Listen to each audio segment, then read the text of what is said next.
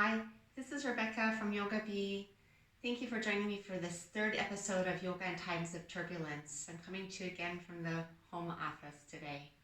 So if you're like me, you maybe are having a little bit more difficulty falling asleep at night, or maybe you find yourself waking up in the middle of the night with too many thoughts and too many worries to be able to go back to sleep. This is so understandable in this situation that we're all experiencing right now. There are so many unknowns, and it's very easy to become fearful and anxious, overwhelmed with the situation. What helps me personally is to, when I find myself feeling anxious and scared, I remind myself of the breath, stopping what I'm doing, taking a full exhalation and then a full inhalation for a few rounds, grounding into the body, feeling where the body is connected to the earth. If I'm sitting, then through the sit bones, or if I'm standing, then through the feet. And just really focusing on the breath and the connection of the body on the earth. I find that can be helpful. You can do that often throughout the day whenever you start to feel just a little agitated and overwhelmed. Along this line, I'd like to take the time today to teach a pranayama technique, a breathing technique called Shitali pranayama. Shitali is a cooling breath, a calming breath. It helps to get rid of extra heat in the body and also extra heat in the mind. It can help you to relax, to focus, and it can be very helpful if you're suffering from insomnia, either by doing it at night before you go to bed, or even when you wake up. That's what's been helping me to be able to go back to sleep. So like any of the yoga practices, you will get some benefit if you do the practice mechanically. You will, however, receive much more benefit from the practice if you do the practice with awareness. So if you focus on the breath as you breathe in and on the out breath, you'll receive more benefit than if you just mindfully do the pranayama or mindlessly do the pranayama and you allow your mind to continue to go off in circles. So that's one focus point, is doing the practice with awareness.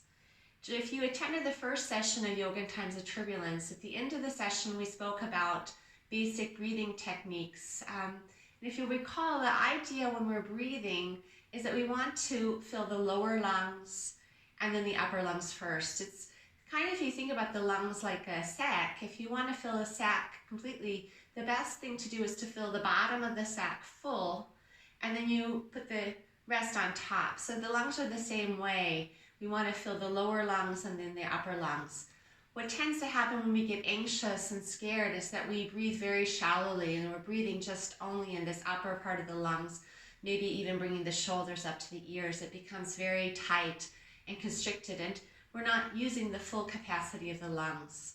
So one concept is that we want to try to fill the lower lungs and then the upper lungs first, so that we can start relaxing the shoulders down and also using the full capacity of the lung, using the diaphragm, which also helps to relax the nervous system. So in all breathing, basic breathing techniques in pranayama, we try to do an exhalation that is longer than the inhalation. If you can, it should be double the length of the inhalation. So this ratio of 1 to 2 is another thing that's very calming for the nervous system. Having a longer exhalation can be calming and stabilizing for the nervous system and for the body. So I have a metronome that I use when I'm practicing. You can use the metronome if you find that helpful. Some people find that causing more tension, and then you can just count to yourself to try to get the length of your in-breath and the length of your out-breath. And this is something that takes time and lots of patience. You'll need to find the length of your out-breath first, and that will be the limiting factor first to start with. And then you can do a faster inhalation if you need to, in order to make this exhalation be double the length of the in-breath. So, for example, you might breathe in for a count of 4 and breathe out for a count of 8, for example. And this will grow as you continue to practice your breathing technique and become more relaxed and learn how to fill more of the lungs. You'll be able to breathe in for a longer period of time, feeling more of the lungs, which will mean that you'll have more air to exhale, and you can do this with control for a longer period of time. So in order to do the Shitali Pranayama, you'll need to be able to roll the tongue like a small taco. And if you can't roll the tongue, that's okay. There's another alternative. It's Shitkari, and you'll just close the teeth like that. So regardless of whether or not you're rolling the tongue or closing the teeth, the in-breath will be through the closed teeth or the rolled tongue for your inhalation.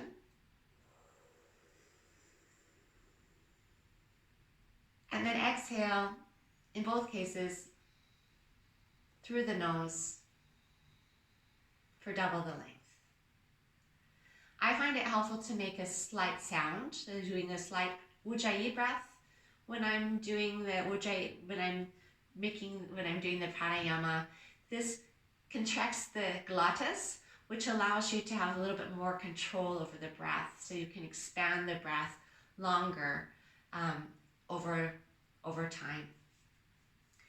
So it's good to know both kinds of Shitali Shitkari.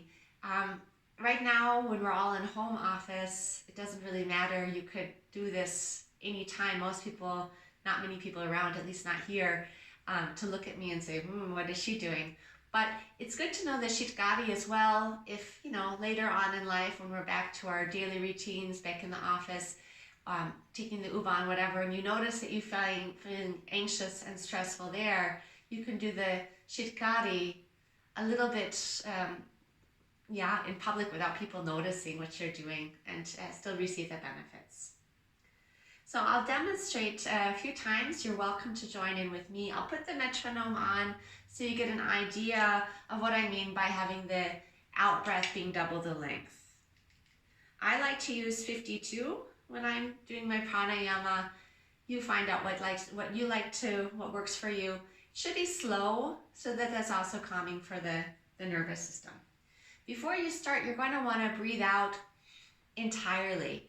And when you do that, there's almost this sensation of the pelvic floor lifting up and into the body, like grounding in.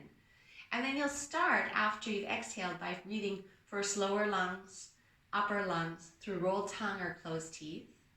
You might take a tick or two at the top just to hold on. And then exhale through the nose, double the length. And as you're exhaling, you want to keep the front of the body open. So kind of this image of the heart remaining open, the sit bones still sinking down. I personally like to imagine as I'm breathing out that the air is rising up the spine and coming then out through the top of the head. Do which works for you. You want to stay grounded, so as you're breathing in, your focus is on plugging the sit bones into the earth. And as you breathe out, again, keeping the front of the body open, maybe imagine breathing out through the top of the head. So I'll demonstrate just 1 or 2 times. When you're doing the Shitali Pranayama, you can either close the eyes or focus them softly on a spot ahead of you. Whatever you find works better for you to stay present. Remember that you'll receive more benefit from this practice if you stay mentally aware, mentally present with what you're doing.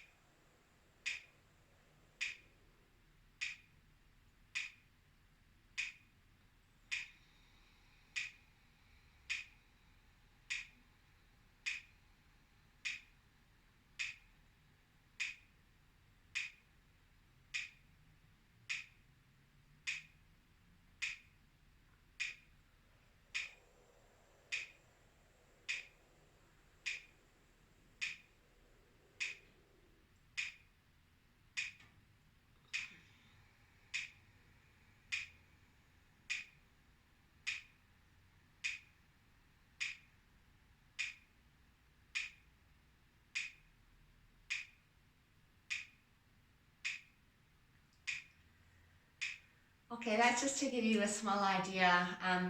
I was using a count of 6-12 with 2 beats in between, where I was just doing a short retention of the breath at both the top of the inhalation and the bottom of the inhalation, or the start of the next inhalation.